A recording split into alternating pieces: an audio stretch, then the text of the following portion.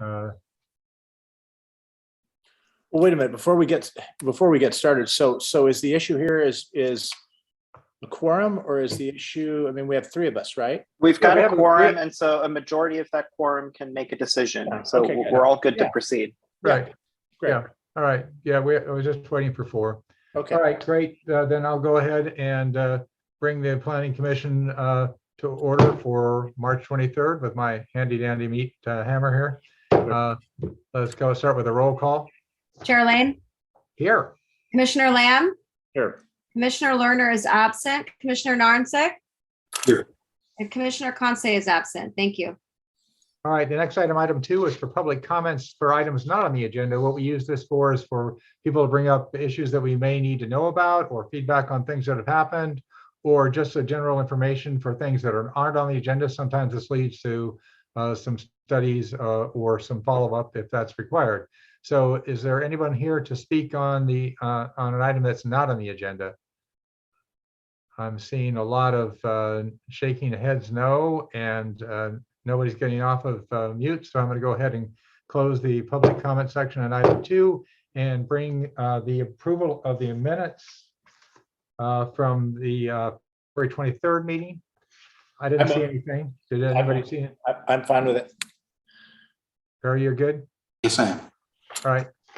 Randy, you want to make a motion? I move that we accept the minutes from whatever it was, February, Yeah. whatever, February 23rd. February 23rd. Second.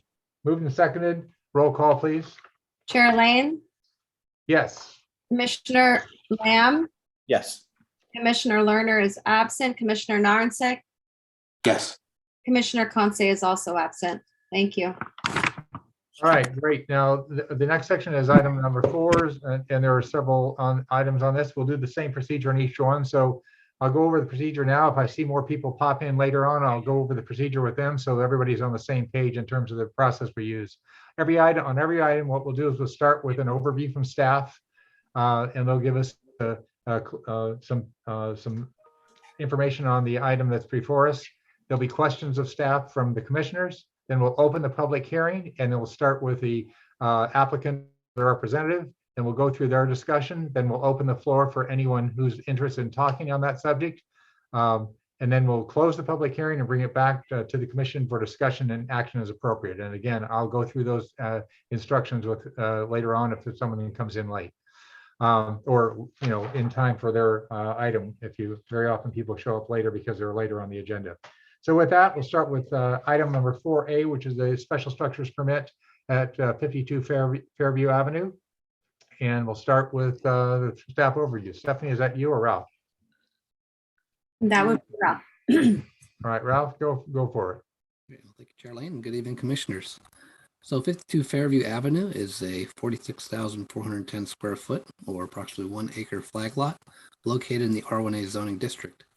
It's bounded by other low-density single-family homes, and the site contains an existing residence, pool, and cabana. The applicant is proposing to locate a 96 square foot garden shed with a reduced front yard setback of 60 feet when 120 feet or 30 feet behind the front line of the main residence would otherwise be required. The shed would be 60 feet from the rear yard of the neighboring property at 60 Fairview and 10 feet from the neighboring property to the east at 64 Fairview. The closest adjoining use at 64 Fairview is a parking area, which would not be negatively impacted by the location of the shed. The shed measures 12 feet by 8 feet for the footprint for a total area of 96 square feet and has a maximum height of 9 feet 1 inches. This causes the shed to just exceed the height limit for exempt accessory buildings of 8 feet. Where under the 8 feet, it could be placed in the proposed location without any review by the planning department. Let me just pull up here our site map quickly.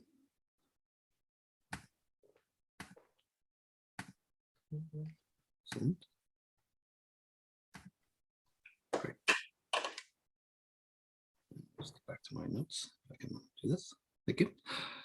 So the proposed location, as we can see here, its location is intended to avoid impacting existing trees in the rear yard. You can see those trees numbered and colored based on their species in this site map.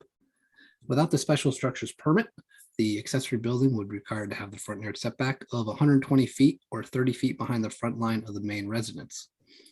Currently, as I mentioned, there is a 60-foot front setback for the shed, 10-foot side setback, and the shed will be 127 feet from the rear property line.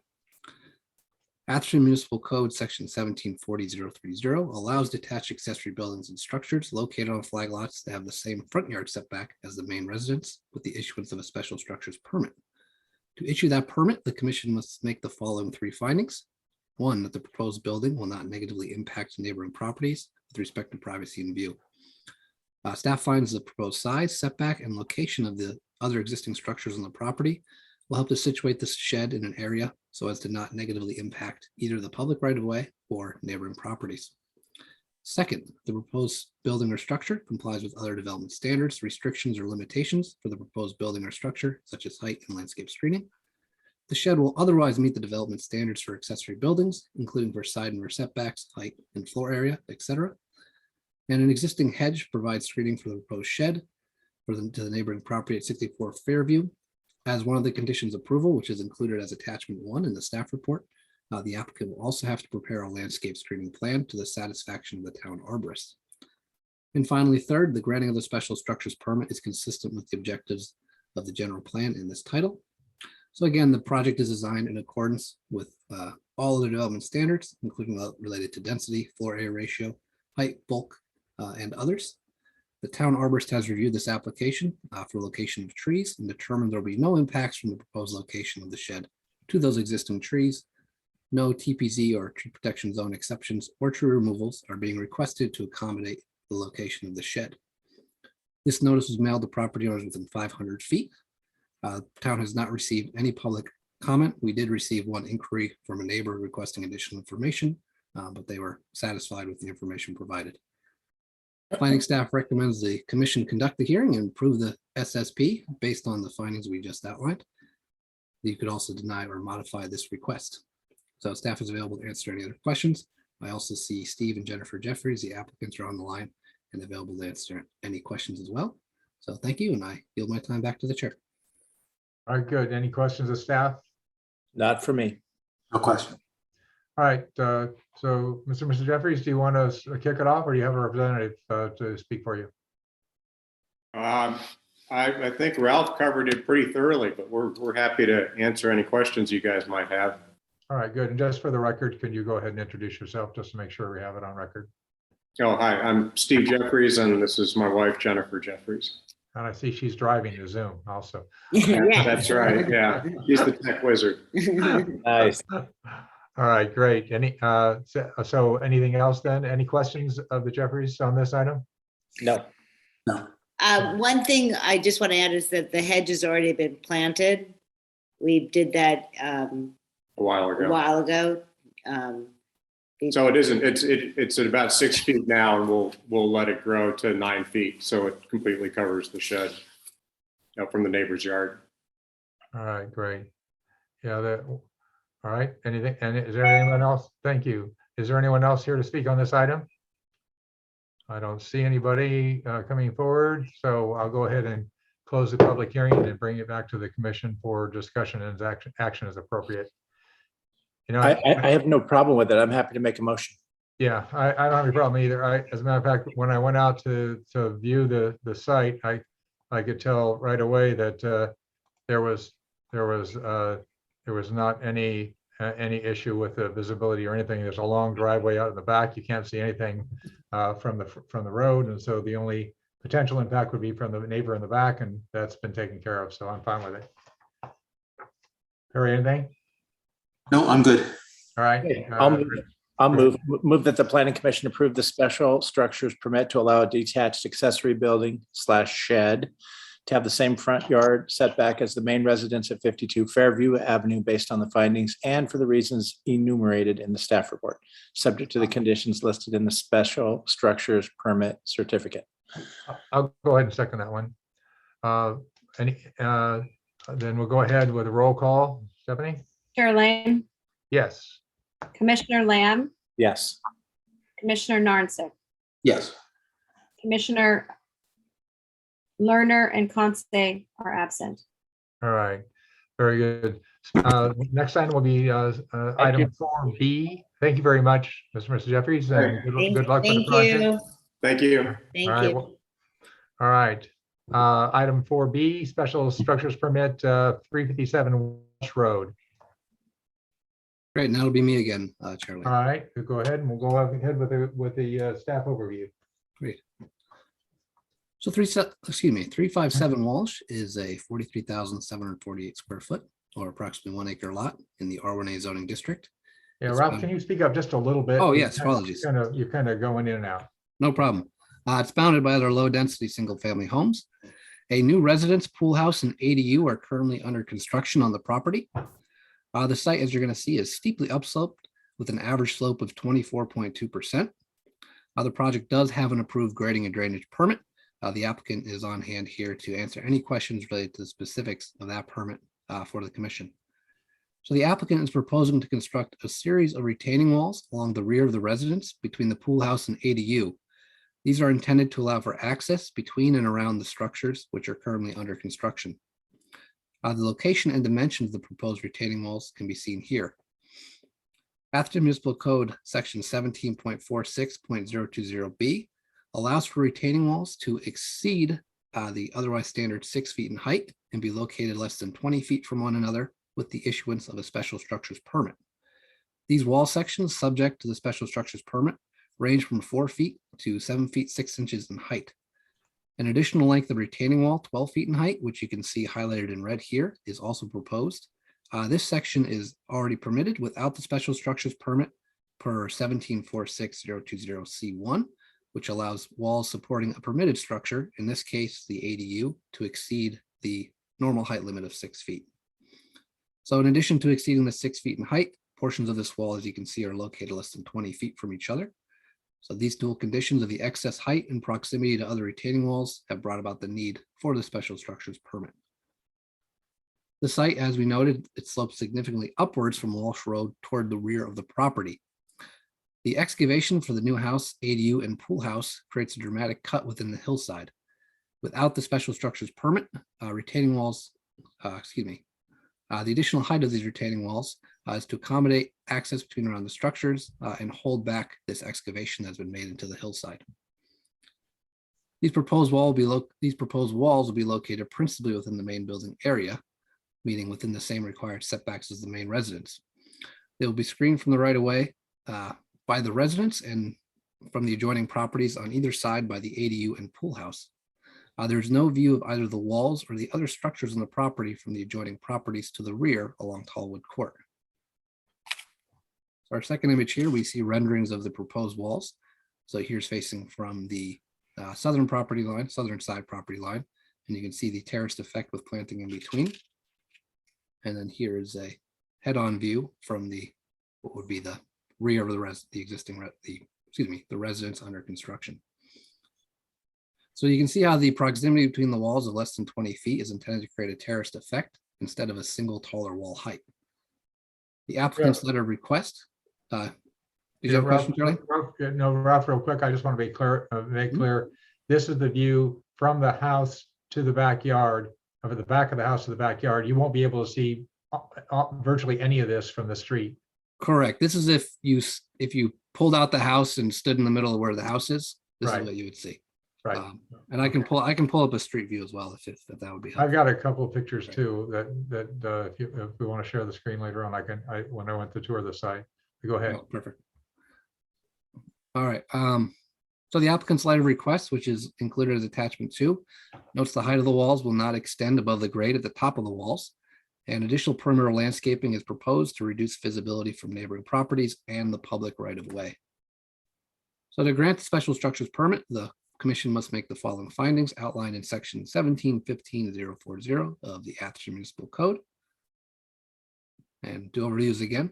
First is that the proposed structure will not negatively impact neighborhood properties with respect to privacy and view. So these walls we find will be screened by existing proposed landscaping from adjacent properties and the public right of way. Combined with the topography and the situation of the walls in the rear of the lot and the screening from the other buildings, there will be minimal visibility from adjacent properties.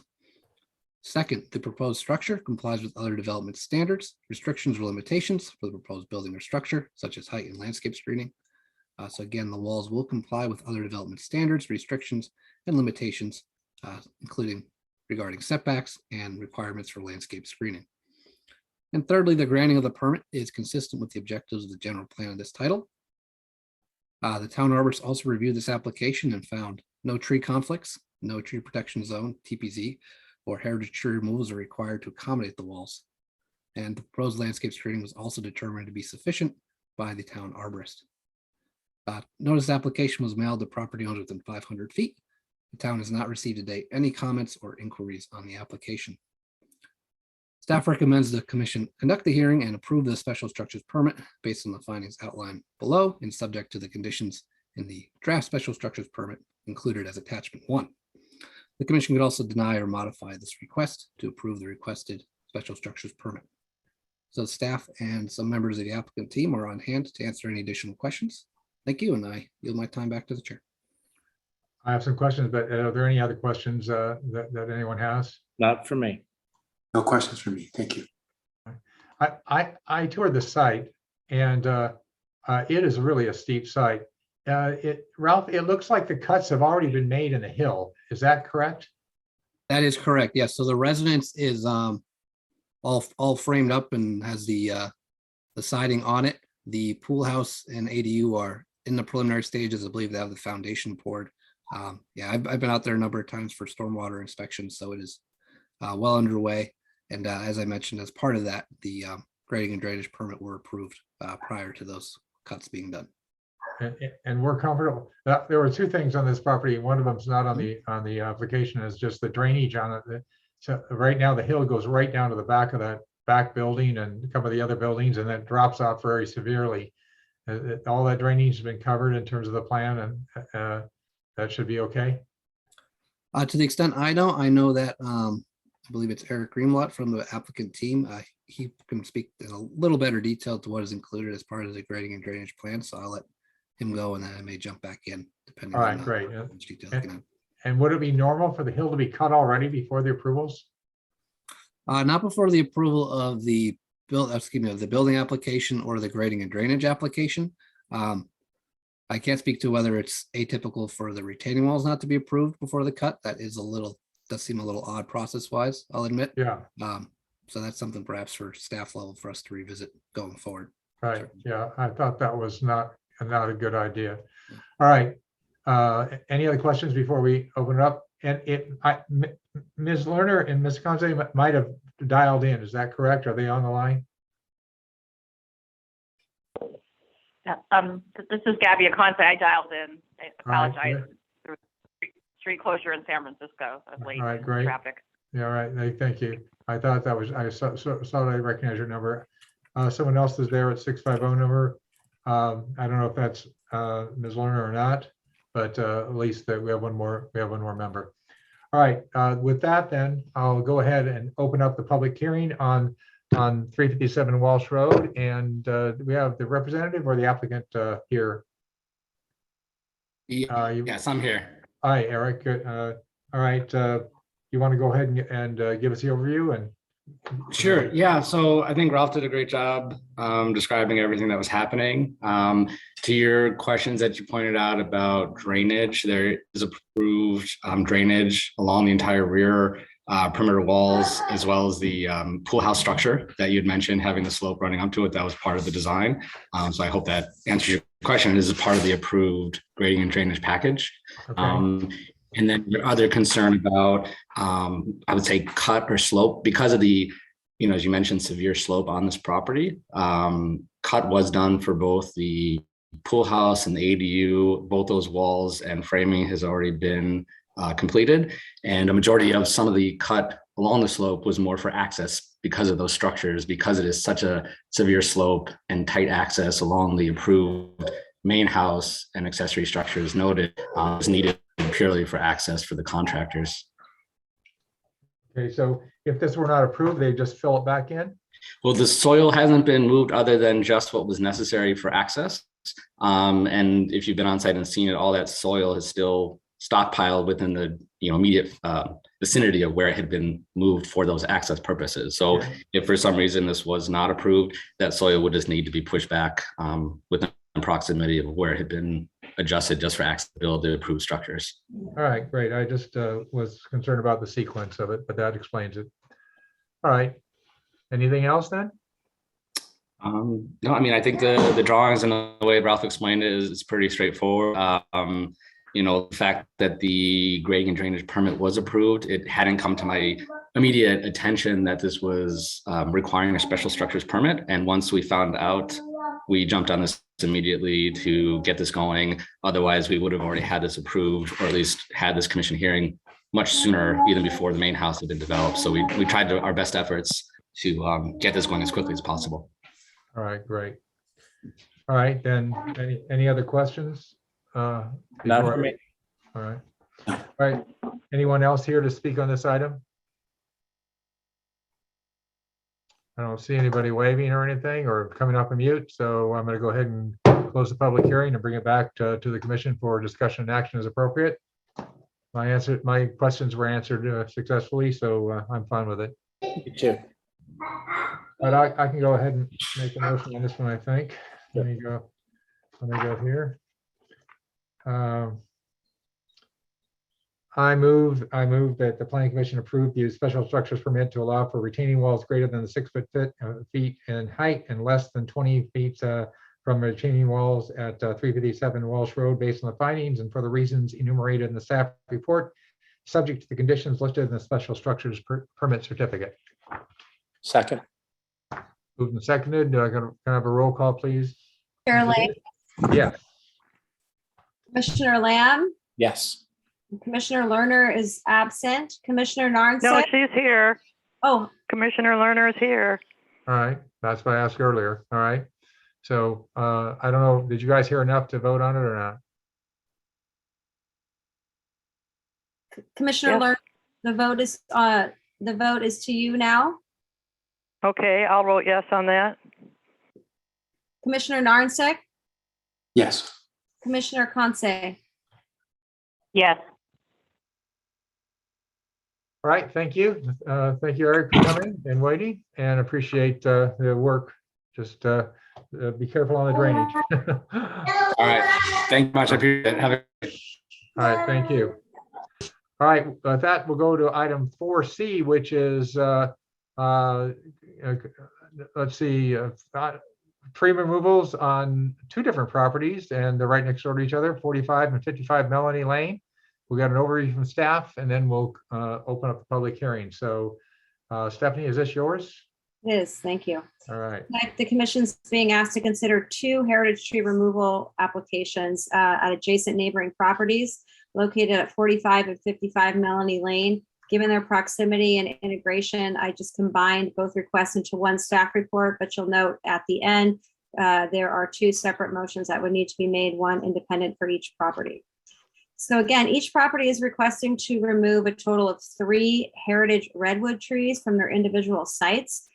This results in a cumulative total of 6 trees proposed to be removed between the 2 properties. So while 2 separate applications have been submitted as mentioned, I'll be presenting both requests simultaneously, given the trees' locations and their integrations between the 2 properties.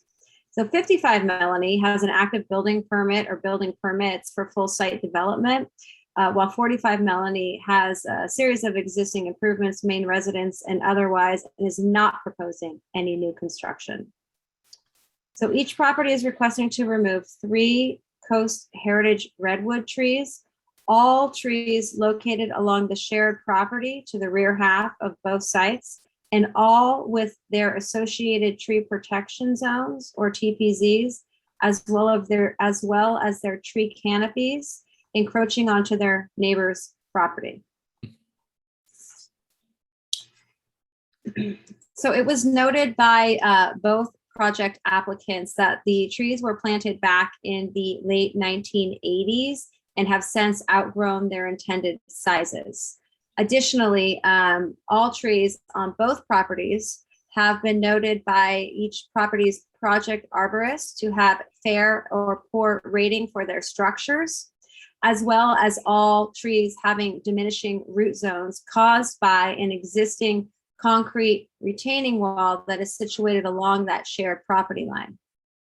Additionally, The trees are also noted to be causing damage to the existing driveway located at 45 Melanie, which is in close proximity to the shared property line and within the root zones of those trees.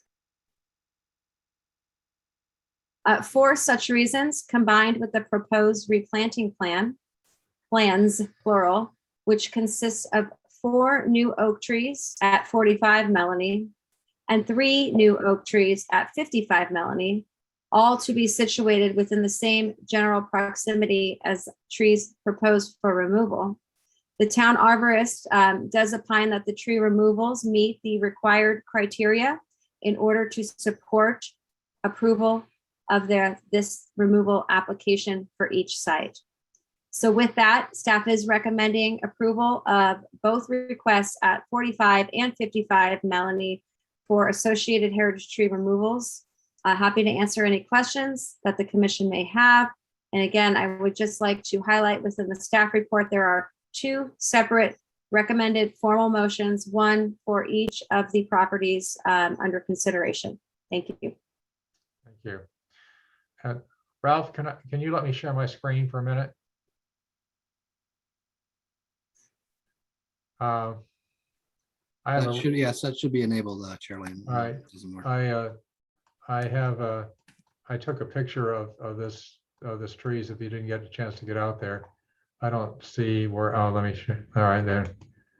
Okay, and let's there. All right. They're looming. So if you didn't get a chance to see what they look like, that's what they look like. All right, with that, then I'll go ahead and open it up for any questions of staff before I open it up. None for me. Is there a report from the arborist? There is. Yeah, it's included in there. You, Let me see which attachment that is. can you show that on the screen? The town arborist memorandum or the project arborist reports? No, town arborist. Town arborist. Are you able to pull that up, Ralph? I don't have the soft copy. I can flash it on the.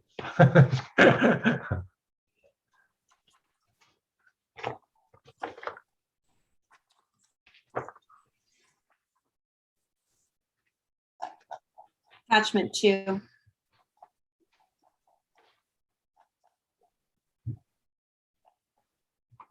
I can answer any questions too. Yeah, it's a really short memo from Sally. Yeah. I'm just, I reviewed the applicant 55 Melanie offered the following observations and recommendations for your review. 45 Melanie would like to remove 3 redwood trees, and 55 would like to remove 3 redwood trees. I reviewed the trees and did not find them to be dead or dangerous, and I referred the applicant to the planning commission. 55 Melanie is a full site development under construction. I'm assuming that they will be building a new retaining wall or extending the size of the driveway and mental fire. Urban tree management provided the arborist reports. 55 Melanie, trees 802, 804, and 806, inspected date 3/2/22, projected arborist, urban tree management, and then Michael Young and Chris Stewart. And Melanie, tree 803, 805, 807. You got it right there. Inspection date 803, 805. For those on the phone, I'll read it for that. Continue to read it for them. Inspection date 3/2/22, projected, and then the project arborist are Michael Young and Chris Stewart for that. It was stated in the report that each of these trees has been above the tree and diminished root held together by retaining wall. The applicant states that all 3 of these trees are causing damage. And let's see, I'll flip it over. That this is significant. The tree replacement is screening the site. I agree that there's limited soil for the roots and the tree to grow. The retaining wall is holding the. I'm going around the corner here, holding the soil. And because the trees have limited room to grow and will cause damage to the retaining wall and driveways, I can recommend the removal of the trees. The site conditions make it so that the trees have limited space. I can recommend the removal of trees 802, 803, 804, 805, 806, 807, criteria below from sections 2.2b and 2. The probability of a failure, which is a function of the heritage tree and site conditions such as, but not limited to, the structural defects present presence of disease, species history, age or remaining lifespan, and varying weather conditions. The information included in the memo is believed to be true and based on the sound Albert principles and practices, and that signed Sally Betts. So Thanks, Eric. So my question to Sally is the basis of the removal just the probability of failure? Yeah, it's because of the soil volume. I mean, the trees can only grow so big, and as they're damaging the site, that's only going to get worse. So it's a combination of the damage to the site as well as there's just no more space for the trees to grow. Which means that ultimately the trees may fail. They may collapse, they may fall down, they may break. Yes. they could end up in that driveway in that picture that I showed. Okay. Always said getting rid of a redwood, right? Okay, those are my only question. The trees that they are going to replace are about 30 to 60 feet tall. I mean, that's a big range, but we're hoping that they grow taller to the 60 range because those trees are pretty prominent in that neighborhood. You come up that hill and you look up and there they are. Yeah. Thank you. All right. Any other questions of staff? Not for me. All right. Yeah. Anything else? All right. Then I'm going to go ahead and open the public hearing and we'll hear from the applicant or the representative. Who would that be? This is Stefan Twillo, Twillo Associates. We are the landscape architects on the project. And I think everything was well summarized by staff. All right, great. Any questions of Stefan? No. No. All right. Anyone else here to speak on the topic? This is Michael Young. I'm the project arborist for 55 Melanie. And, there is a report that we wrote included, which hopefully you've all seen, but the images of the proximity of the redwoods to the wall at 55 are pretty telling. Yeah. So as Sally said, the trees have just kind of outgrown their space and they're right dead on this wall. So I'm sure it was a good idea when the trees were planted. It served as some kind of a screen between the properties, but that function is no longer. So we're just worried about tree failure at this point. Yeah. All right. Is there anyone else here to speak on this item? I'm not seeing any wave or anybody come off mute. No one here. All right, then I'll go ahead and close the public hearing and bring it back to the commission for discussion and action as appropriate. I'm comfortable on this one, even though I don't like to cut down the redwoods. I looked at the property and they're maxed out. The cut to make the road years ago was probably not an issue, but it clearly is now. Yeah, this is Randy. I agree. All right, so we got two motions for one for each property because it's essentially two different items. So anybody ready to make a motion on the 45, Melanie? I can do it.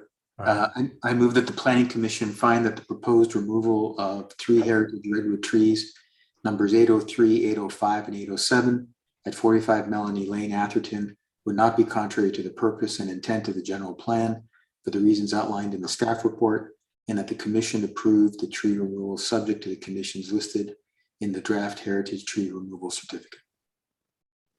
For a second? I'll second it. All right, and seconds. All right, any comments or ready for the roll call? Roll call, please. Commissioner Lane, Yes. Commissioner Lamb, Yes. Commissioner Lerner, Yes. Commissioner Narnsick, Yes. Commissioner Conce. Yes. Thank you. All right, ready for the item on Melanie, 55 Melanie Lane. You have a motion on that? Yeah, I'll finish it off. I move that the Planning Commission find that the proposed removal of the 3 heritage redwood trees, numbers 802, 804, and 806 at 55 Melanie Lane would not be contrary to the purpose and intent of the general plan, the reasons outlined in the staff report, and that the commission approved the tree removal subject to the conditions listed in the draft heritage tree removal certificate. I'll second. Moved and seconded. Roll call, please. Chair Lane, Yes. Commissioner Lamb, Yes. Commissioner Lerner, Yes. Commissioner Narnsick, Yes. Commissioner Conce. Yes. Thank you. All right, next item is the item 4D, which is tree protection zone TBC exception for 186 Atherton Avenue. And I didn't see anybody come in late on this one. I think Jackie's going to speak on this one. So I'll go ahead and get the staff overview. Thank you. Thank you, Charlene. That'll be me again. Yeah. Let me just share my plan here real quick.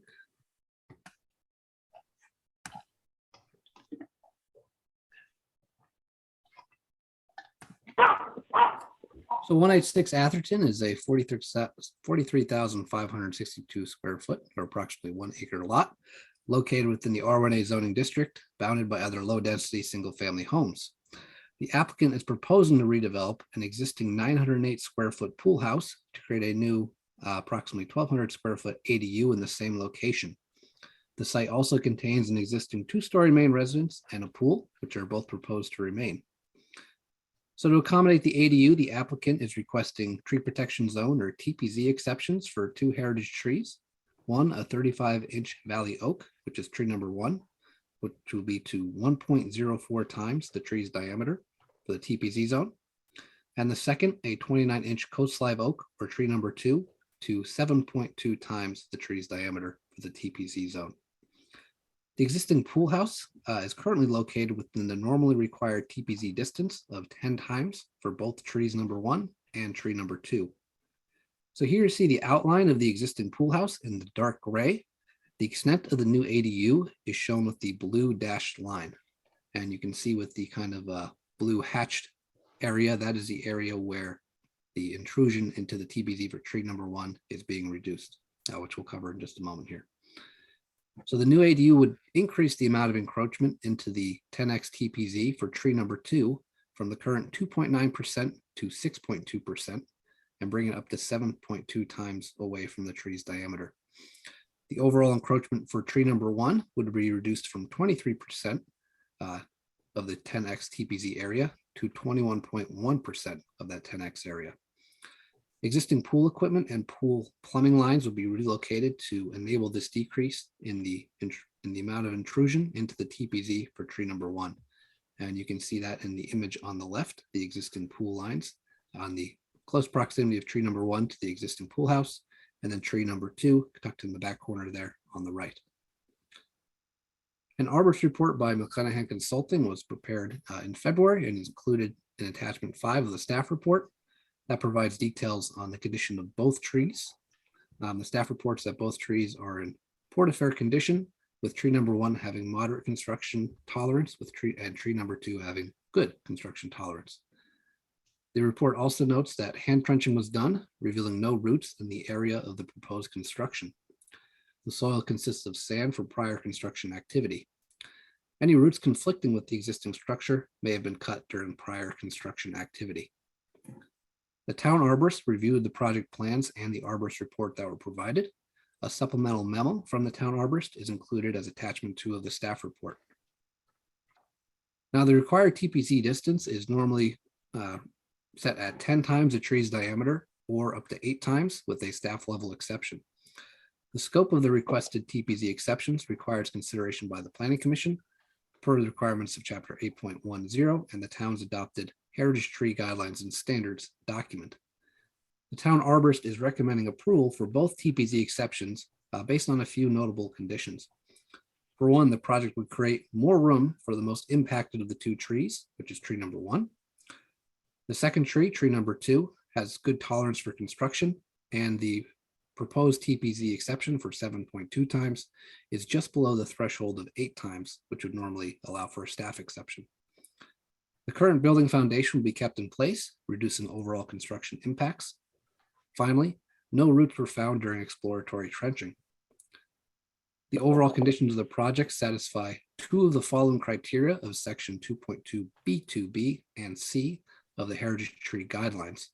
Those are subsection B, if the species is tolerant of construction based on species, health, size, and age. And part C, there are no roots over 2 inches in diameter that need to be cut. As a condition of approval, the the town arborist is proposing several mitigation measures. Those include that all excavation in the tree's vicinity be done by hand, that an arborist be on site to observe those excavations, and that tree protection fencing be installed and maintained throughout the length of construction. These mitigations are included within the draft TPZ exception permit, which is attachment 1 in the staff report. Notice of this was mailed to all property owners within 500 feet. The town has not received any public comments or inquiries regarding this application. Staff recommends the Planning Commission approve the exception to the tree protection zones for the 2 heritage trees for the reasons outlined in the staff report. Those are, to summarize, that the designated protection areas are found to be sufficiently large enough to protect both the trees and the roots from disturbance and/or damage, and combined with related mitigation as supported by the town arborist. The commission could also deny or modify this request to approve the requested TPZ exception. Staff and the applicant team, from what I've seen, is available to answer the other questions along with the town arborist. So thank you, Chair Lane. I yield my time back to you. All right, good. I've got a couple questions. Anybody have any questions? I don't. I hear no. Ralph, what's the difference in the square footage of the current pool house compared to the proposed one? Yes, it is 9. Excuse me. It's going from just over 900 square feet to just under 1,200 square feet. So roughly 300 square feet. Yeah, that's what I thought. All right, any other questions? Nope.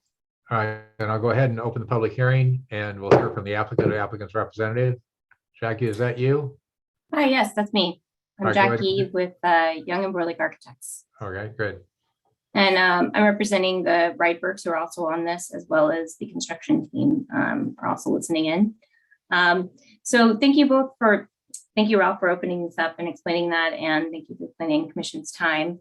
The current house that is there is in disrepair at the moment, and our owners are wanting to update, revitalize, and square off some of the abnormalities in the design that is currently there that make it somewhat unfortunate on the interior aspect of creating what they're hoping for. Not only that, we're hoping to improve some of the unexpected design critiques that it had before, which was unfortunately was not centered on the pool. We're hoping to correct that. And then previously, as stated, when the pool house had been put there, the tree roots had been cut and the tree did survive. So when we were looking at location alternatives for this, unfortunately, every location on the property would put this in another TPZ zone unless it was absolutely in the center of the property, which would block the location to the pool itself. So, that would be suboptimal for the house and the property. So being able to extend this in its own location is the least impactful for the trees themselves. Not only that, when looking at the design, we also took into consideration, the easiest thing would be to completely square off the house itself. But instead, we stepped it back to kind of keep in consideration the root zones that are currently there and aid tree 1. We're also hoping to only increase square footage away from the trees if at all possible with minimal impacts to tree 2. And lastly, of course, one of the other benefits of removing any plumbing lines that are associated with the pool and keeping those away from the TPZ zones. So, I'm happy to answer any questions, and if you have anything for me, please let me know. Any questions from the commission? Not from me. I had a question. The pool house is just a 1-story pool house. It's not a 2-story pool house. 1 story. Yeah, thank you for clarifying that the bulk of the square footage is away from the house. I was trying to figure out how the foundation could be the same and have it have more square footage. So that foundation that's being added is in front of where it is now. Correct. It's in front of the house heading towards the pool itself. And then you'll see it going away towards the side property line would be the expansion. All right, great. Thank you. That helps. That was the one concern I had, is that new construction was adding square footage that did seem like an opportunity to do more, but I understand. Thank you. All right. Anyone else here to speak on this item? I don't see anybody coming off of mute, so I'll go ahead and close the public hearing and bring it back to the commission for discussion and action. My concern was addressed, so I'm ready to go if anybody's ready. Same. I'm good with it. Same. All right, I move that, I'm ready for a motion if you want it. No, go ahead. I move the planning commission find the acceptance of the tree protection zone for 2 heritage trees, tree number 1 at 2 times the tree diameter, and tree number 2 7.2 times, associated with the construction of the proposed accessory dwelling unit at 186 Atherton Avenue, would not be contrary to the purpose and intent of the general plan for the reason outlined in the staff report, and that commission approve the TPZ exception subject to the conditions as listed in the draft E TCB exception permit. I'll second. Moved and seconded. By the way, the house is really nice. I like I didn't have to go on the property, but I get to peek over the fence. So it was really nice house. Have a roll call first. We have a motion and a second. Roll call, please. Chair Lane, Yes. Commissioner Lamb, Yes. Commissioner Lerner, Yes. Commissioner Narnsick, Yes. Commissioner Conce. Yes. Thank you.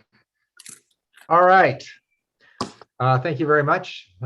Thank you for thank you, Jackie, for coming, and the Rybergs, thank you for staying with us. Yeah. All right. The tickets are the same price if you stay for the end of the meeting. All right. Thank you. All right.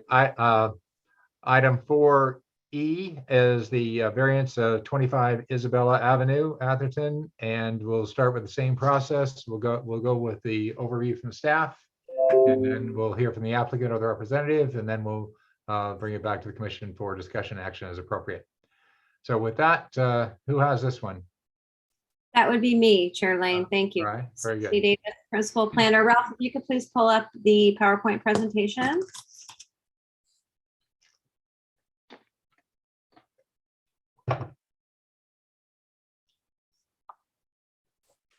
Okay, so good evening. Tonight, the commission is being asked to consider a variance to allow for an as-built fence to exceed the 6-foot maximum allowable height for fences per municipal code, as well as for a retaining wall to be located less than 5 feet from a property line, as neither condition is permissible under the standard requirements of the Atherton Municipal Code. The site is located at 25 Isabella Avenue. Next slide, please.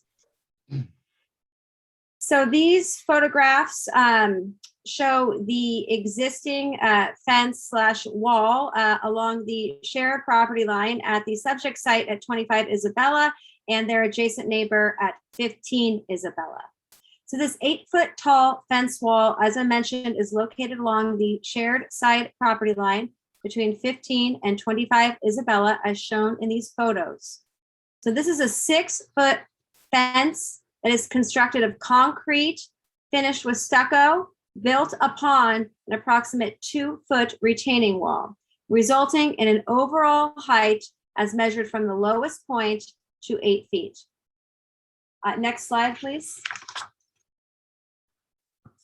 So the next couple slides, I would like to give a summary background of the site, which has resulted into the existing conditions and subsequent requests that's being brought forward to the commission tonight. So back in 2016, building permits were issued for the construction of a new main residence and other improvements at 25 Isabella. So at that time, and as shown on this topographic excerpt map here, prior to any construction, the neighboring properties of 15 and 25 Isabella were at approximately the same relatively flat elevation levels, give or take 6 inches. Not completely clear, at least to my eyes, but those blue numerical numbers show the existing topographic grade elevations at 15 and 25 Isabella. This was also part of the staff report, and those numbers indicate, again, an approximate 6-inch difference at maximum. Right. So around fall of 2019, the subject fence was built. No permit was issued, as the town does not require a permit to be issued for construction of what's referred to as a good neighbor fence that otherwise complies with the associated fence height requirements of the municipal code. And next slide, please. So to the best of town staff knowledge, at some point in 2019, the overall site at 25 Isabella was regraded. And this resulted in the current topographic conditions to date, which elevated the 25 Isabella property approximately 2 feet higher than its adjacent side yard neighbor at 15 Isabella. So while no town permit was required for the overall site grade change, a permit would have been required for the associated grading and drainage with such excavation work by the town's Department of Public Works.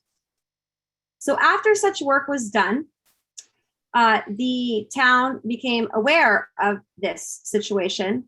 The property owner was advised that a grading and drainage requirement and such associated plans would be required. The property owner did retroactively submit for such grading and drainage plans, and these plans were approved by the town's Department of Public Works.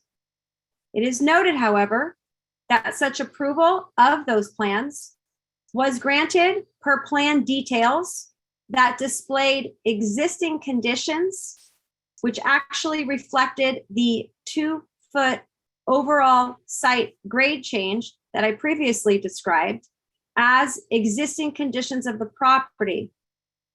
Existing conditions of the property, per definition, are meant to indicate the elevation of a property prior to any site disturbance or development. Next slide, please.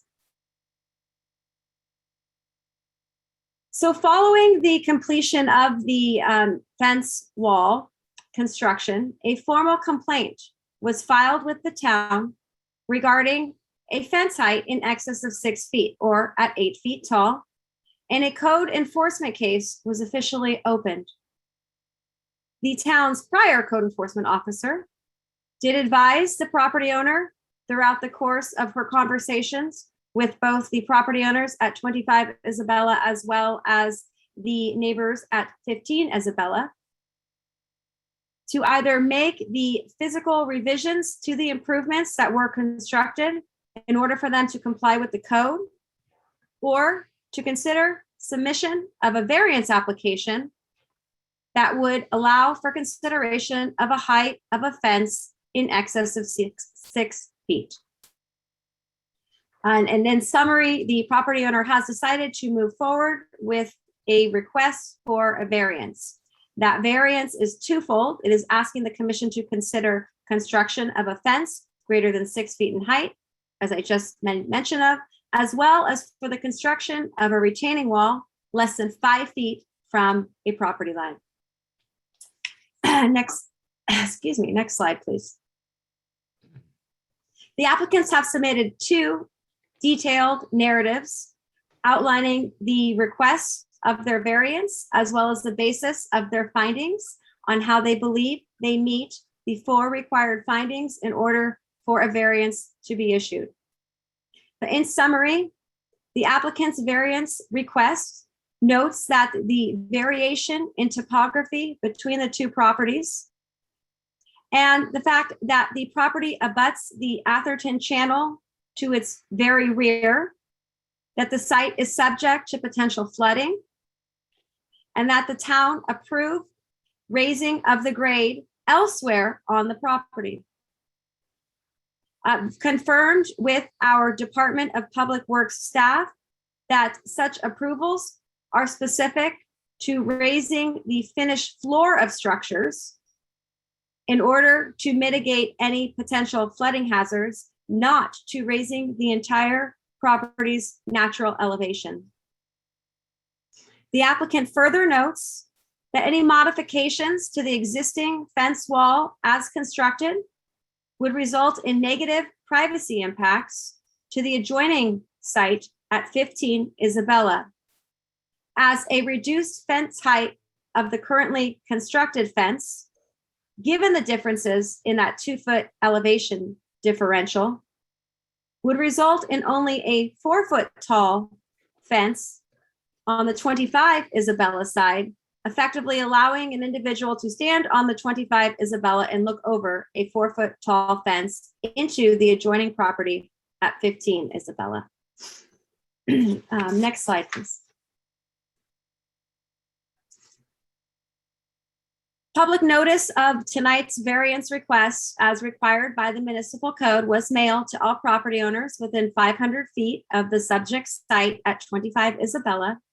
As part of the application materials submitted by the applicant, included 23 letters of support from neighbors in the general proximity of the site along within Isabella, Winchester, and Faxon Road. One letter of opposition was also submitted to the town and was included as part of the Planning Commission staff report from the adjacent neighbor at 15 Isabella. In order for the Planning Commission to consider approval of any variance application, there are 4 specific findings that need to be made. The commission must make all 4 findings in order to support a motion of approval. As much more heavily detailed in the staff report, staff does not believe that all 4 findings can be made, as the condition is not inherent to the lot itself and was created. And I will speak more to these 4 findings in more detail momentarily. I would also like to take this time to note that should the commission at the end of the deliberation and closing of the public hearing make a motion to consider approving the variance application, that an alternative formal motion has been included within the staff report, as well as a draft approval variance certificate. There are a few typographical errors within that draft variance approval certificate. And I have those that I can read into the record when we get to that point, but I did want to make mention of that now. All right, great. Next slide, please. I'm going to take this time to read the 4 required variance findings that are vetted in the town's municipal code, and the basis of a staff recommendation as to how staff finds that the application does not meet each of these 4 findings. The first finding reads that there are special circumstances applicable to the property, including size, shape, topography, location, or surroundings, where the strict application of the zoning title deprives such property of privileges enjoyed by other property owners in the vicinity and under identical land use zoning classification. On that finding, a variance is intended to address a hardship that results from unique or special conditions of the property and that were not self-created physical improvements to a site. The existing topographic conditions that result in different fence/wall height between 15 and 25 Isabella Avenue are not inherent to the lot and were artificially created. Therefore, it is staff's opinion that the Planning Commission cannot make this first finding required to approve a variance, because the Planning Commission could not find that there are no special circumstances applicable to the property that result in a hardship of the owner at 25 Isabella, whereby strict application of the zoning title deprives the owner of 25 Isabella of the privileges enjoyed by other property owners in the vicinity whose property is the same land use designation and zoning classification. The second required variance finding reads that granting the variance does not constitute a grant of special privileges inconsistent with the limitations upon other properties in the vicinity and zone in which this property is situated. So property owners are required to comply with the town standards, including grading. So in this case, as the property owners at 25 Isabella artificially increased the grading on their lot by adding fill, they altered the topography of the property.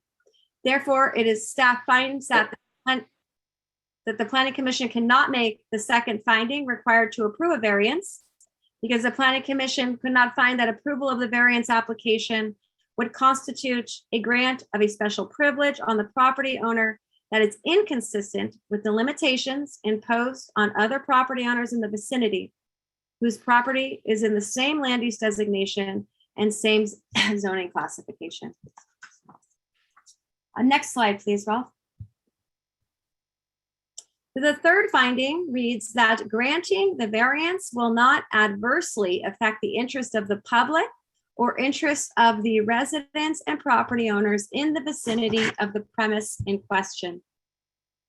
So the grading that has been done at 25 Isabella, along with the fence wall built along that shared property line, adversely impacts the property owner at 15 Isabella. As a result, 25 Isabella's fence is taller than the town's code allows. So even if the grading remained and only the wall height was brought into conformity, the privacy enjoyed at 15 Isabella would still be adversely impacted because 25 Isabella would still be sitting higher than 15 Isabella.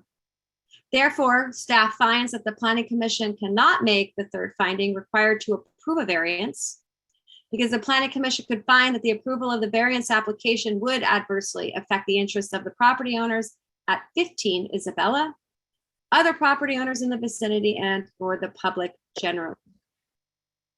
And the fourth and last finding, in order to consider a variance application, reads that the granting of the variance is consistent with the objectives of the general plan and zoning code. So Atherton's general plan and zoning code both call for the orderly use of land for the provision of adequate light and air and to promote the public health, safety, and general welfare. The as-built conditions of the grading and wall exceed the town's height limitations. Therefore, staff finds that the Planning Commission cannot make the fourth finding required to approve a variance, as the Planning Commission could find that the approval of the variance application would be inconsistent with the objectives of the Atherton General Plan and Zoning Title, which requires that no grading within 5 feet of the property line and no walls or fences taller than 6 feet. Next slide, please.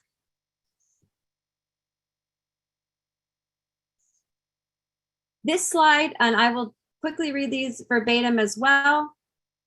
Should the Planning Commission make a motion and determination to approve the variance application, staff would like to make these recommended corrections to attachment 1, which is the draft variance approval certificate, to both the introductory paragraph as well as to condition 1.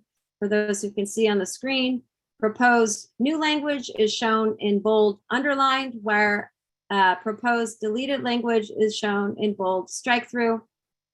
So the introductory paragraph, which reads, quote, "This is to certify that the Atherton Planning Commission at a regular meeting thereof held on Wednesday, March 23rd, 2022, did grant a variance certificate to Steve Borlick, applicant, on behalf of property owners T&W Sunny LLC, pursuant to Atherton Municipal Code, Chapter 17.16 and 17.32, to allow for," now this subsequent text, bolded and strike through, proposed to be deleted, "a 10-foot front yard setback for a detached garage," followed by proposed text, bold and underline, proposed to be revised to read, "and as constructed wall/fence at 25 Isabella Avenue in Atherton, assessor parcel number 070-250-250. The variance was approved subject to the following conditions." And the second typographical error that staff would like to make recommendations for revisions to has to do with condition 1, which reads construction of, subsequent text, bold, strike through, proposed to be deleted, quote, the detached garage to propose, revise, added text, bold and underline, which reads as constructed wall fence shall be in substantial compliance with the submittal materials as prepared by Young and Borlick Architects, Incorporated and Liam Bray's Engineering as included as attachments to the March 23rd, 2022 Planning Commission staff report as reviewed by the Planning Commission at its March 23rd, 2022 meeting. Any substantive changes to the plans shall be reviewed by the Planning Commission. Next slide, please. This slide is the staff recommended formal motion to support the staff recommendation to deny the application. And subsequent to this slide, we have also prepared, if Ralph, you can please go to the next slide, an alternative formal motion should the Planning Commission want to make a motion in the affirmative and approve the application. Such suggested language has been provided for you as well. I am happy to answer any questions that the commission may have. We also have the town's senior engineer, David Hune from the Department of Public Works here as well to answer any questions. Thank you. Thank you, Stephanie. You're totally qualified to read my grandkids their books on Zoom. With that, then, any questions of staff? Yeah, Stephanie, I guess the idea here is the applicant either wants to treat the fence as an 8-foot fence or as a retaining wall. Actually, both have to be approved by us, correct? I think that's what it is. That we'd have to grant the variance for the retaining wall not to be 5 feet back and allow the 8-foot fence, as I understand it. Is that correct, Stephanie? Through the chair, yes, that is correct. The variance has two components interrelated. One, to allow for the as-built construction of a retaining wall less than 5 feet from a property line, as well as an associated fence to be constructed greater than 6 feet at a proposed overall height of 8 feet. Stephanie, this is Ponce. I didn't quite understand, what was the reasoning on the grading differentiation? It's a flat lot. I didn't quite understand. Yeah, that it was 2 feet was added to the height of the 225 compared to 15 during the construction of the new property on 25, and therefore making the entire property of 25 2 feet higher than the original plan, the original property. Why was that done? Well, we're going to find that out. We have to talk to the applicant. That was that's one of the issues. That is the issue on why the fence is created. Stephanie, I had a question also. If you can go back to your first picture slide. When I was at the property, and I've got a picture of me next to the fence, and I'm 6'2", and it's clearly above my head. I took the same two pictures you took in that first slide with one side of the fence, the 25 side and the 15 side. Ralph, can you pull that up? I want to ask Stephanie a question about the impact on the drainage, what it looks like is a drainage issue to me. Slide 2, Ralph, if possible, please. Thank you. All right, so there's a 2 foot difference on the 25 side, the ground is all level, it goes right up to the wall. On the 15 side, it's 2 feet lower, and down on the bottom of the fence, it's hard to see in this picture, but I've got a picture with a little bit more detail. It's all brown on the bottom, like it's water that's seeping through.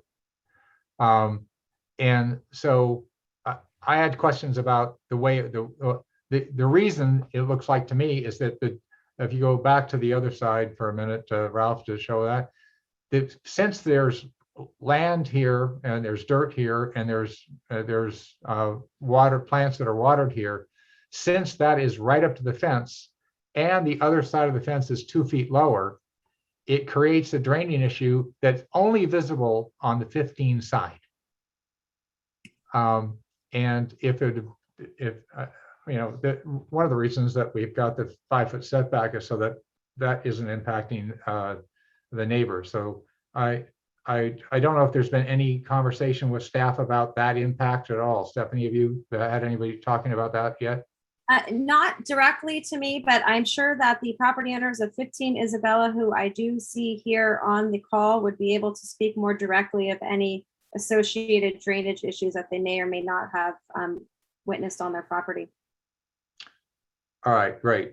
All right, and we'll clear that up then, because that was a concern I had just about the construction as it was done. Like, it doesn't look like great construction to me. So with that, any more questions of staff before I open up public comment? Not here. All right, good. So I'll go ahead and open up public comment. We'll hear from the applicant at 25 Isabella or their representative. Steve, is that you? Yes. All right, good. Hello, good evening. Thank you all for being here. My name is Steve Borlick, and I'm representing the owners of 25 Isabella. On this variance request, I know staff has spent a lot of time on this, and I want to acknowledge that and thank them for the report. At first glance, I'm sure this looks like a difficult application, and I want to show tonight that there is a path to an approval that can comply with an interpretation of the ordinances. But I was very sorry to learn of the opposition from the owners of 15. And I see them here. I did personally make an effort to reach out and discuss this application with them. Unfortunately, I wasn't able to get through the property manager, and I have not ever had a chance to speak with them about this. But I know part of the reason that the wall today looks unfinished is that this process that we're going through required things to come to a stop. And I know we have the owner of 25 here as well this evening. And so the arguments against this variance point to code sections and in some cases even suggest deliberate subversion. I don't think there was any intent on the part of the owner of 25 to circumvent any part of the process.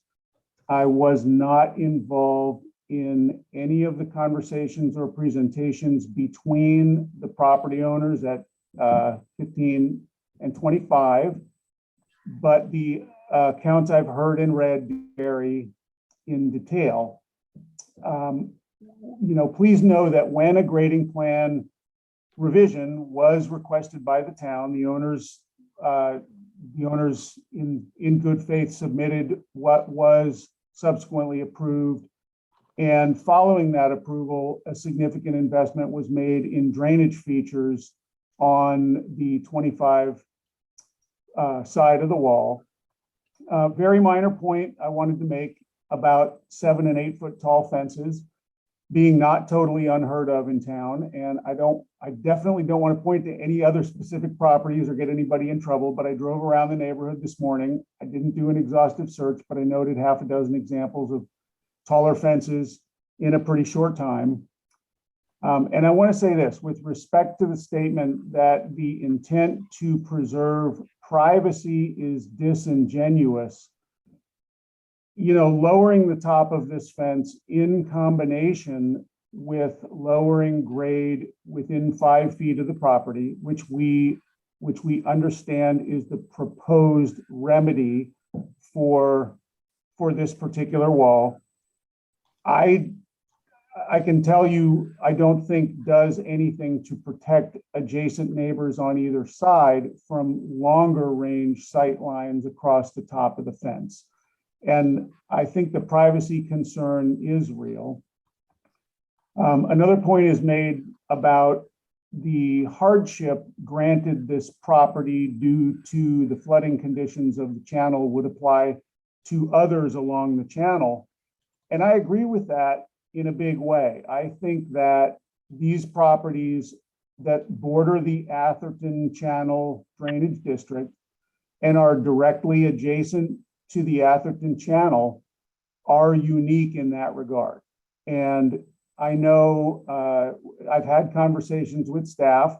Staff and I don't see 100% eye to eye on that, but I do believe that the uniqueness in these properties is their depth below the engineering flood level. More than that, I also want to point to several ordinances that conflict with those referenced in the materials here. And these do relate specifically to fences and grade. So the fence ordinance says that for the purposes of the zoning code, the term fence includes fences and walls. Later, 17.60.020 in the definitions says the definition of a fence is a vertical screening structure used to prevent the ingress or egress of persons or animals, or for the obstruction of vision or noise. And the biggest benefit I see to this fence as it exists today is visual privacy. The staff position notes that changes to grade were caused by, were caused by the owner, and that's true. However, it's important to recognize that those changes to the pad elevation are specifically allowed under provision for relief to flooding. And in this particular case, the specified pad elevation was 97.32, which at the rear of these properties is pretty much 2 feet above natural grade. So this is where that 2 feet comes from. Finally, what I think is the most pertinent part of any justification for this variance is actually written in the ordinance.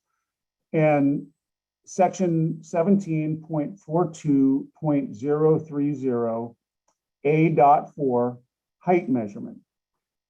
And it reads, upon submission of a civil engineer's report that finds a substantial portion of the buildable area of a lot is subject to inundation, which is flooding, the building pad can be raised up to 1 foot above the engineered flood level.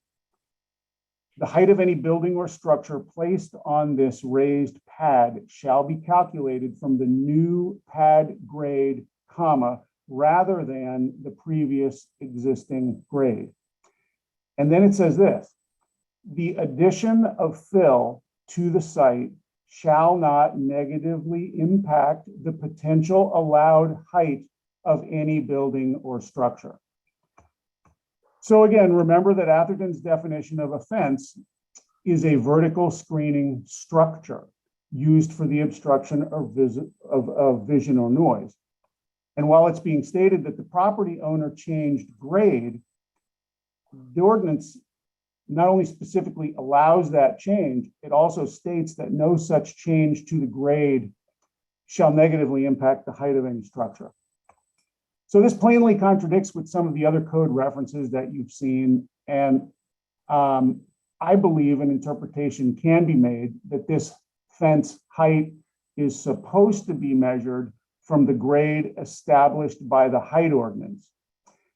Now, if that's not the case, what's being done is the raising up of interior and exterior areas and building pads without regard to the consequence of privacy being destroyed when everything goes up except the point from which fences are measured. I think the measurement of existing grade is allowed to be raised in this particular circumstance. So I thank you all for listening. I know you've stayed late tonight. I really appreciate the chance to present this. I'm going to end my presentation. I want to remain available for questions. I'm happy to take them anytime now or anytime later in your conversation. And I know there are others here who want to speak. Thank you very much. All right, I have some questions. Does anybody have some questions? I have some questions. Sure. The first question I have is, why was an inaccurate plan submitted for the approval of the fence? Didn't reflect the 2 foot higher increase in the property grade. Yeah, my understanding of that was that when the town discovered the discrepancy, and the owner's here as well and can speak to this, but a new survey was ordered. We had a different survey than civil engineer. A new survey was ordered to deliberately reflect the existing conditions on the site and to be an accurate basis for the drainage plan that the town was requesting. All right, even if there'd been the 2-foot increase, and even if it was done for the reasons you stated for flood purposes, it's the ordinance would still require the 2-foot retaining wall to be 5 feet away from the edge of the property. So theoretically, the design would have come in and said, hey, here's a 2 foot higher, here's the 5 foot setback, here's a 2-foot retaining wall, which would be in compliance, and then that would be the way it worked. The alternative would have been to grade the edge of the property down to the other property and have a 6-foot fence there, and then raise it up. Why weren't those submitted? No, you're correct. And so I was not involved in the survey at that time, and I believe David Wynn is here. He can speak to that a little bit as well. But I think that this was inadvertent in terms of what was used as existing grade, intending to comply with what the town wanted. Now, and so my point is that is the proposed solution that staff has actually put forward, to taper grade down back to existing grade and remove the top 2 feet of the wall. And so what I feel is worthy of consideration in that regard is that it is removing sightline privacy between the two properties. But thank you. All right. I had a follow-up on that too. Okay, go ahead. With respect to the grade, does this house have a basement underneath the home? it does not. Okay, is there anything being built under the house or like a tunnel or something? I know this sounds like an unusual question, because that's obviously not allowable, because a 2-foot grade increase. I mean, could you answer that question if you know that? No, certainly not that I know of. I know there is nothing in the plans, and nothing that I've seen. Because anything like tunneling underneath homes, and that gets very dangerous obviously for the property owner and the surrounding properties. So, maybe you can look into that, or we can ask the owner that, because I had heard some kind of rumor from other people. They thought that might be the case. All right. So, Thank okay. you. All right. And then I guess David has something to say too. David, you want to take yourself off mute?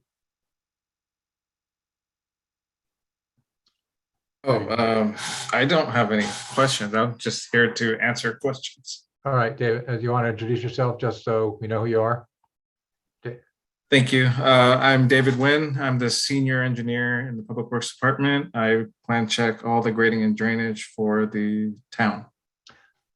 All right.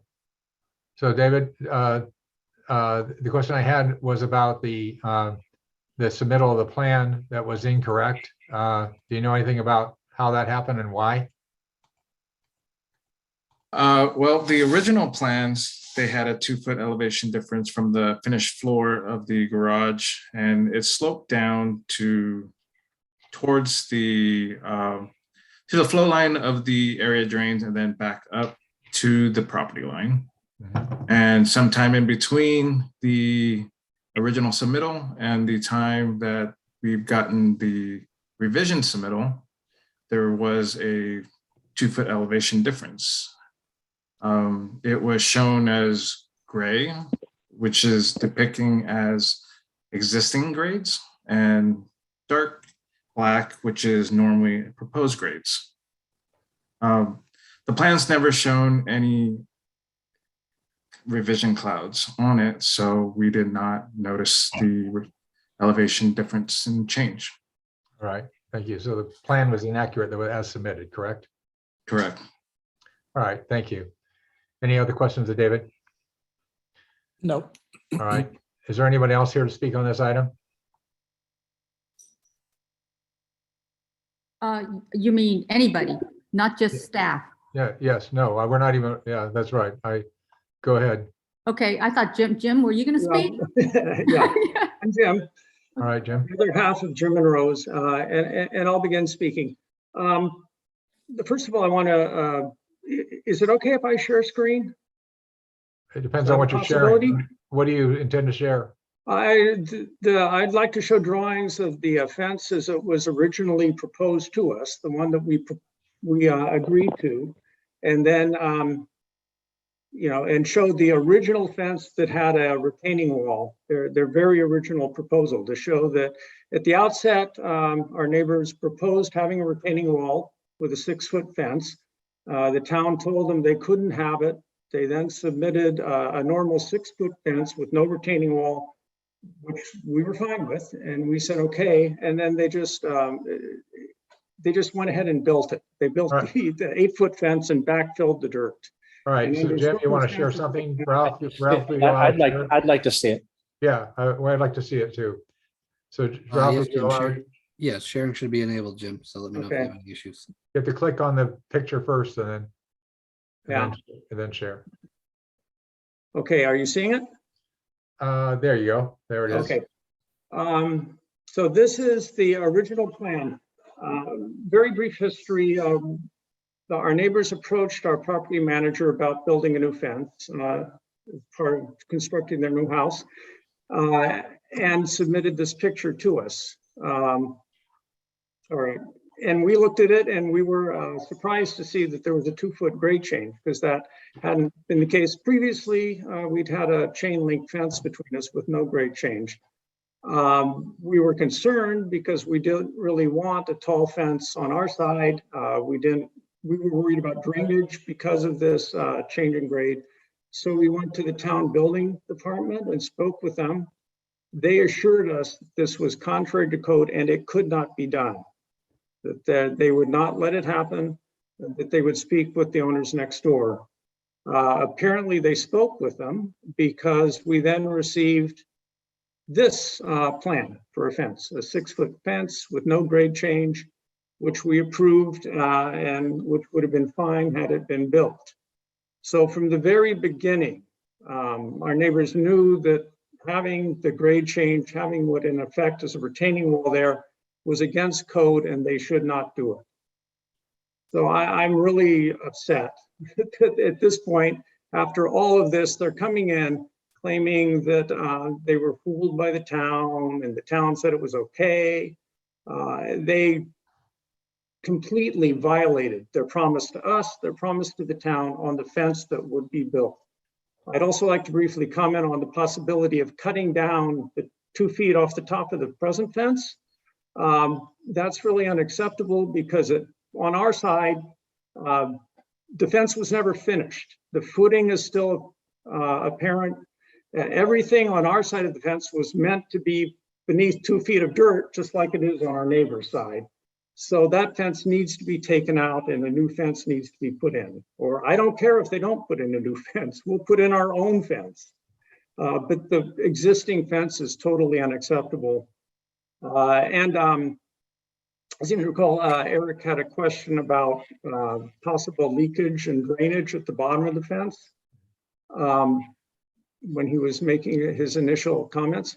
I don't really think that's leakage. That's just the poor quality of the fence, because after the fence was built, they actually piled up dirt on our side of the fence, so it would be 2 feet higher. So we had dirt going into our driveway, dirt piled up against the fence to cover the poor construction. We found that unacceptable and actually complained, and the neighbors removed that. When they removed it with a front end loader, it damaged the fence, it exposed the footing, and the fence also encroaches in what had been our planting area there. So if we wanted to plant anything on that side of the fence, we can't do it where the garage is, because the footing and the fence have taken up 18 inches of the 24-inch planting area that we have. So the existing fence is entirely unacceptable to us. And now maybe Rose has something to say. All right, hold on. Any questions of Jim before we switch over to Rose? I thank you, Jim. You clarified a lot of points for me. Okay. You're welcome. Rose, you want to introduce yourself? Good evening, Chair, Planning Commissioners. Thank you for this opportunity. I'm here to voice my opposition to the variance, obviously. My name is Rose Howe. I'm owner of 15 Isabella, and I've owned the property for 29 years. You know, and I concur with the staff report that there are no special circumstances where an exception should be made for this. And I wanted to just sort of clarify and elaborate on some things that are in our report, and as well as should be said verbally that makes it easier to digest.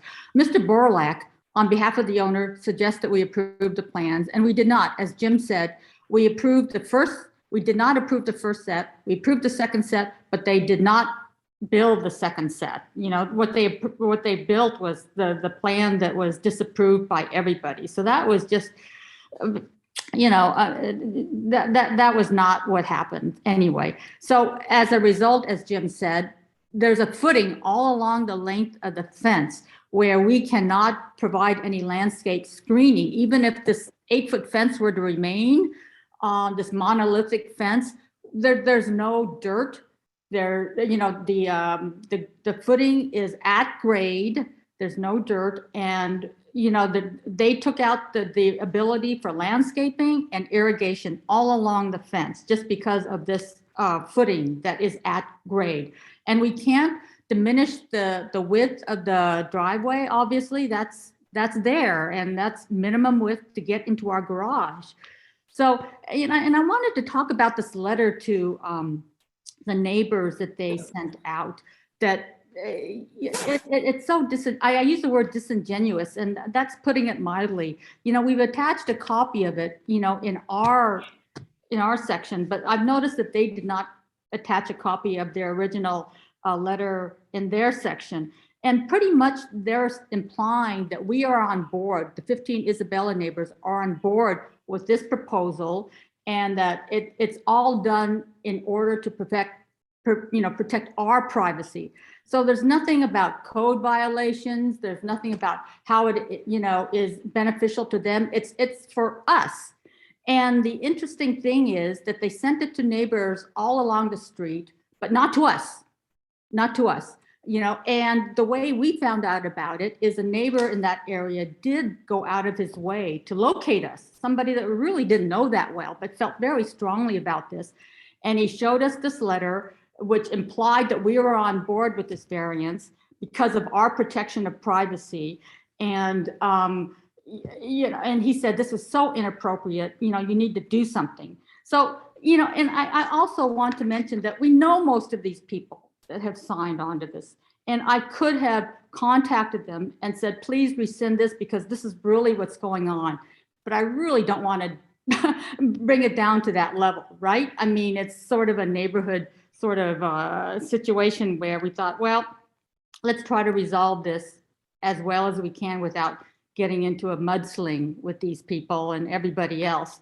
So anyway, it was very disingenuous, and we were very disappointed that it was done this way in order to get our neighbors to sign this so-called petition in favor of this variance.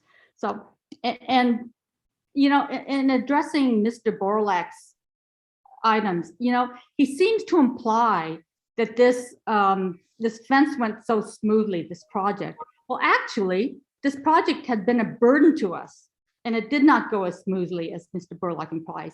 It ran from July 2019 to January 2020, more than double the time they promised.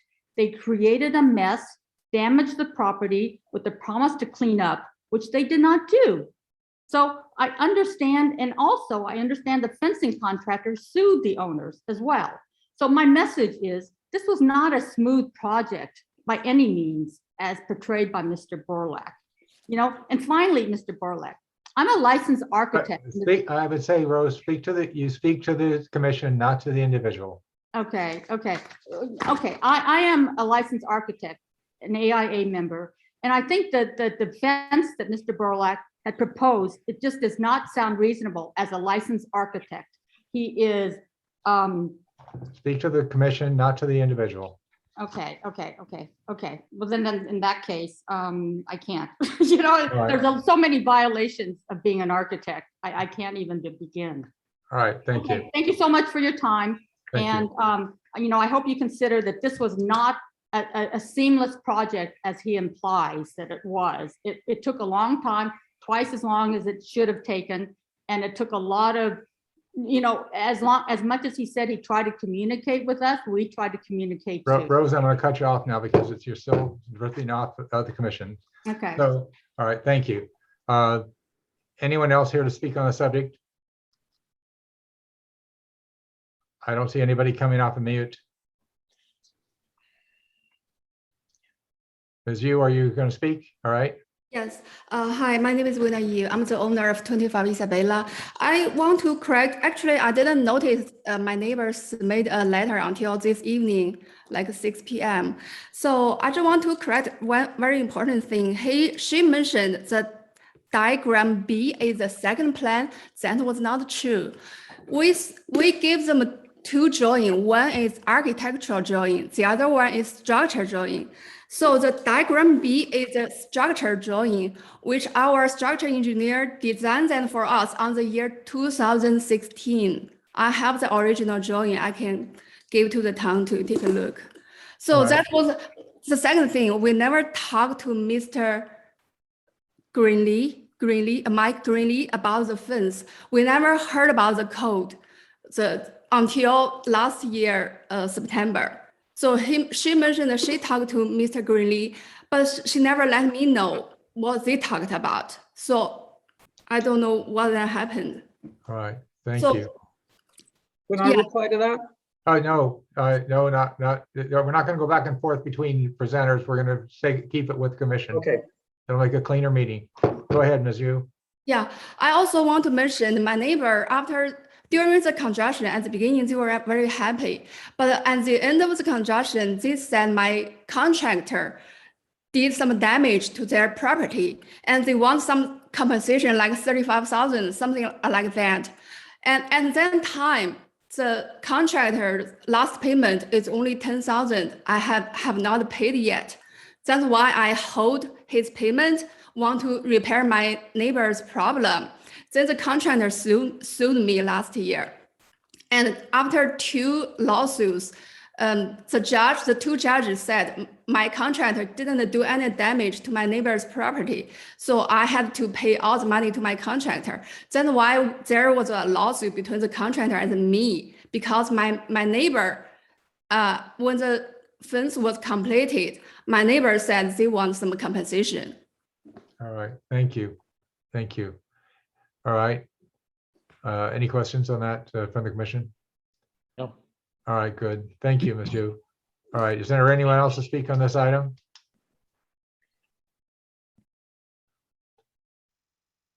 I don't see anybody coming forward, so I'm going to go ahead and close the public hearing and bring it back to the commission for discussion and action. Eric, this is Perry. Yeah, Perry, go ahead. This is just a point of reference, Mr. Borlek. What's the provision that you cited? I didn't see it in your papers. The one that says if you raise it, it doesn't affect the measurements for any structure. So that's in 17.42.030 and it is A.4 in height measurement. 17.42.030 sub A. A.4. A.4, yes. Do you have that? I didn't see that in your papers. Stephanie or Lisa, do you have that? Do you want to share it on the screen or do you want me to respond to the comment and the interpretation? Go ahead, do both. Share it on the screen and then go for the interpretation. Ralph, can you pull up that section? And this Can you see it now? You have to click it first and then hit your share. You have to go stop sharing and then go back to the item. There you go. Now. You gotta do it. Yeah, there you go. There you Is go. it there now? Yep, it's there. Okay, so height measurement. This one here, I believe 4, right? Now, Lisa, just for people who are not familiar with you, go ahead and introduce yourself so they know who you are. Lisa Costa Saunders, town planner. Yeah. Okay, so this talks about the buildable area of the lot. And what the intent here is if there's some properties that are subject to flooding, that you're able to raise the pad where the main building goes a foot above that base flood elevation. This does not allow you to raise the entire site. And it talks about the building area. And the building area is that area after you apply the setbacks, or you can locate the main residence. So this does not allow you to raise the entire site. It protects the main dwelling and any associated structures that are on that pad that are raised. Thank you, Lisa. Chair Lane, if I may add to that as well. This right, chapter is about building Go height ahead. and measurement. Yes. And if we go up one section to 17.4220, it actually specifically references back to a separate chapter about fence and wall height, which further underscores the point that Lisa just made, that this relates to the main structure, not walls and fences. Thank you both. Thank you both. And maybe I could just clarify why we have that 5-foot separation from properties. One is it's to have clear delineation of ownership of the retaining walls, so that, you know, it's very clear that the retaining wall is not crossing a property or the footing.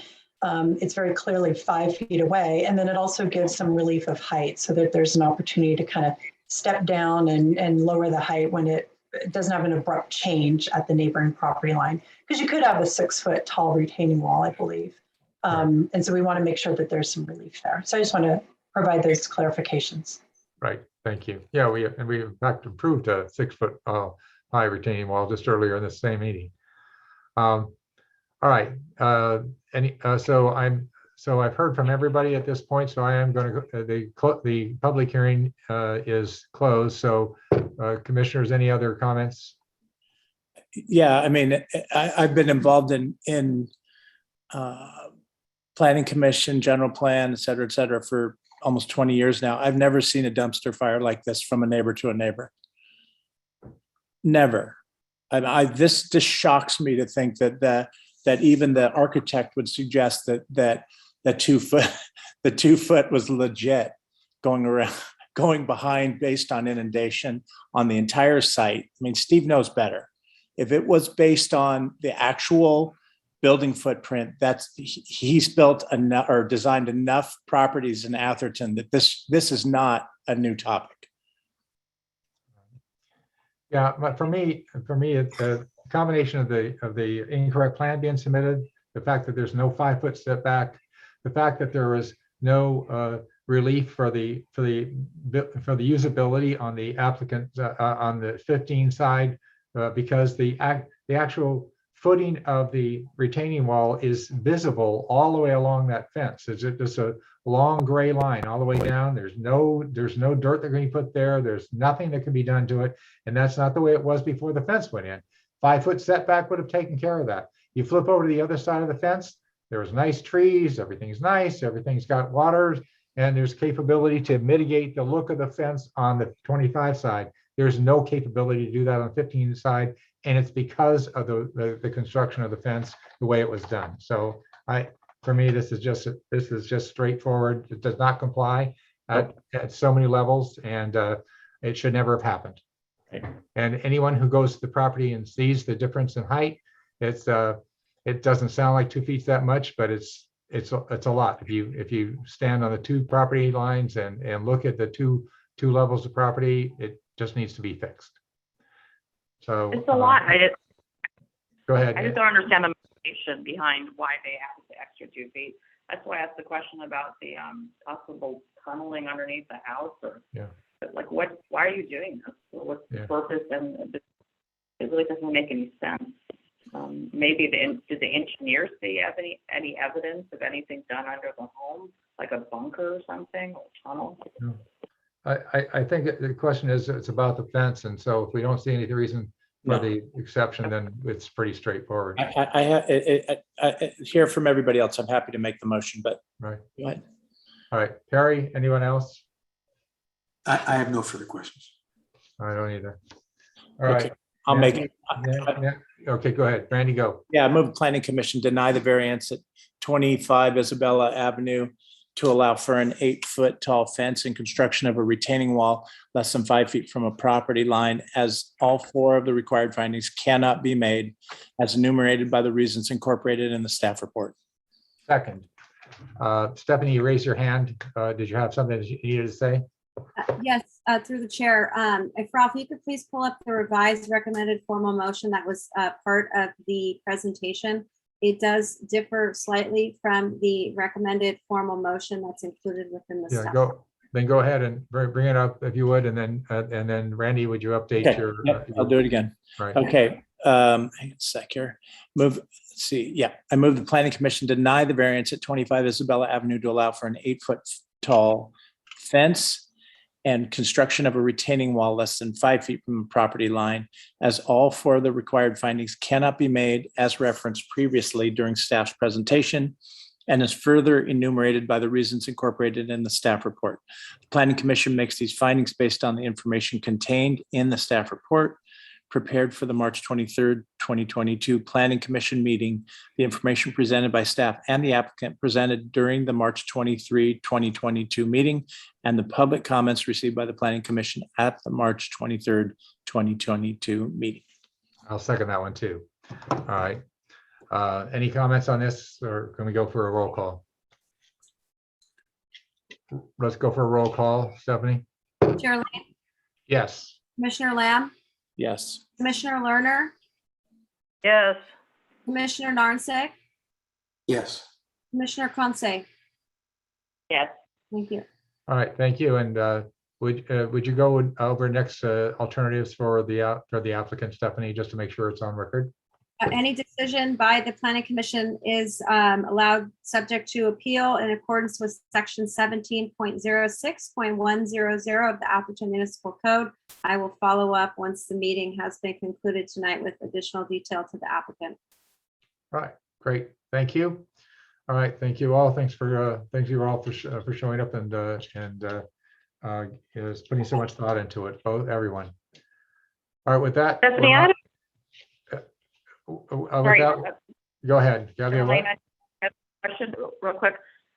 What's the policy if indeed they're in violation of the fence and then on appeal they lose, assuming they appeal, does the fence get torn down? Because in a lot of jurisdictions, that's what happens, and they have to rebuild it at the proper height. Sorry, the phone broke up a bit, but if I heard your question correctly, it was if an appeal gets filed and subsequently denied and the planning commission decision to deny the variance is upheld, the application would continue to move forward in a timely fashion under its existing code enforcement case. Got it. They'd have the choice to correct it. They'd have to submit a plan to correct it. Got it. Thank you. All right. Next item, thank you all for showing up, and we're going to go on to the next meeting item, which is staff reports. So Stephanie or Ralph, do you have anything? Or Just David? a couple, Go ahead. just a couple updates from the last planning commission, or excuse me, the last city council meeting regarding items that the planning commission had previously deliberated on. So the planning commission, the city council did have a first reading of the historical preservation ordinance. They decided to approve the ordinance with revisions. Specifically, they gave direction to staff to remove all reference to the historical artifacts component of that ordinance. They want to keep that ordinance as it currently reads and have the new ordinance focus specifically on just historical buildings. So that will go back to the planning commission, to the council, in April for second reading. And then lastly, at the last council meeting, the council did introduce for second reading the Senate Bill 9 ordinance that the planning commission did recommend as well. There's been no textual changes. And so that will become effective 30 days from the council's meeting of March 16th. All right. That's it. That's it. Ralph, you got something? Yes, the city council also talked about their transition to a hybrid meeting model. So the city clerk asked that I bring this up to the planning commission to kind of get your the temperature of the planning commission regarding that. So essentially what that would mean is meeting in council chambers, but with also the ability for people to join the meeting via Zoom. So again, kind of a mix between in-person and online, and likely using this model, at least for city council, looks like starting in April. So wanted to bring that up and get some initial feedback from you all on that. And then as I Hybrid for the commissioners as well as attendees? I believe so, yes. So you would have the option of attending either in person or remotely via Zoom. Okay. It's fine with me. I'm ready. Fine. Ready to go back. Ready to go back. Yep, me too. Great. So yeah, key thing there, I'll be getting trained up from the town clerk on using all our new tech in the city council chambers. And I would say just in general for commissioners, one of the things that happens in a live hearing is that people get to see if you're paying attention and listening to them. So it would be much better if commissioners were on camera, just in general, in my opinion. It just would be more like a real live thing. And if we got to hybrid, I think that would be even more critical. So just as a FYI.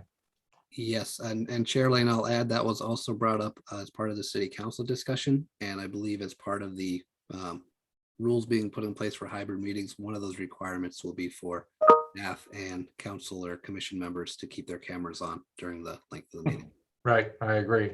That would make it more consistent with the legal hearing session so that everybody knows that you're really present.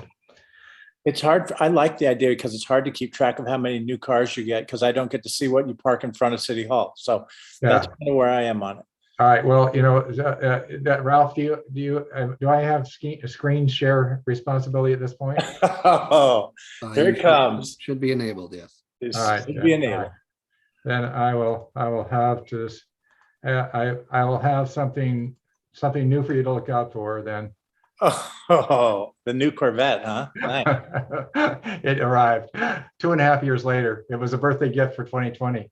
All right. And the other thing I just wanted to bring up is, in terms of a commissioner report, is if you haven't picked up your official planning commissioner ID, you want to, because when you're walking around the neighborhood and everybody's looking at you like, who is this person? I should call the police. Having this on might help you. So when I was walking on a couple of sites, and particularly on the Walsh Road site, and going up the hill and everything, I felt like this was a good thing to have on. So if you haven't picked yours up, do it. And you'll notice that I've been on the commission for 10 years, and this is a 10-year-old picture. So I was going to say, was that picture taken in 1990 or 1995? No, it was a 10-year-old original picture. So I just used it. My commemorative 10-year picture that you supplied in 1990. Yeah, no, it was brand new in 10 years ago. I just faded fast. All right. Anything else, Commissioner reports? I do. I actually have one. If staff and everybody are done. Yeah, we're on commissioner reports, so go for it. Beautiful. Hey, so after last week's meeting, I called Steph, or texted, I guess, and emailed back and forth with Steph. So there was an item, I won't go into which item it was, but there was an item on last month's planning commission that the representation was made, and I think I on the record actually asked about it relative to and you guys hear me do it very consistently. Did the applicant reach out to their neighbors about the various items that they were asking us to make a decision on? The answer was yes. I've heard since, because one of the neighbors is a friend, that 3 of the neighbors that they basically quoted had been reached out to had not been. So I guess what I would say is either we need to have a better process, which isn't a staff issue. It's really us probably saying what process do we want staff to have to make sure people really are reaching out to their neighbors, and that, because think about it, how many of the items even tonight, other than the last one, we really didn't get a lot of neighbor input, especially on this particular out of 6 items, we had 1. So I just think it's probably a good idea to think about that going forward in terms of how to address that so that we do have a good neighbor policy and that we do have some consistency on that. Thanks. That's a good point. All right, anyone else? Okay, so I'm looking for a motion on item 8. I move we adjourn. Second. Oh, boy, that was tough. All right, I need a roll call. You are losing your touch, by the way. That was 2 hours and 1 minute. What is going on with you? Are you like getting long in the tooth or what's going on? I'm trying to stretch out my term. Exactly. Clearly. Stephanie, I need a roll call. Chair Lane, Yes. Commissioner Lamb, Yes. Commissioner Lerner, Yes. Commissioner Narnsick, Yes. Commissioner Clancy. Yes. All right. Have a good month, and we'll talk to you in April. Good meeting. All right. Thank you. Bye-bye. Thank you, everyone. Thanks a lot, Ralph.